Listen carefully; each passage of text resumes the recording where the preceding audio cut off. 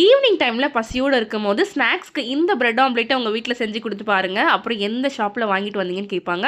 அவ்வளோ டேஸ்ட்டாக இருக்கும். செய்யலாமா?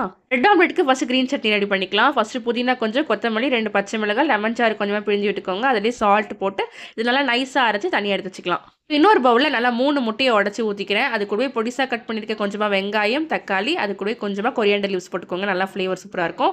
இதில் 1 ஸ்பூன் கரம் மசாலா, 1/4 ஸ்பூன் மஞ்சத்தூள், 1 ஸ்பூன் பெப்பர் தூள் சேர்த்து சால்ட் ஆட் பண்ணிக்கோங்க. நல்லா பீட் பண்ணி இந்த அளவுக்கு எடுத்துக்கோங்க.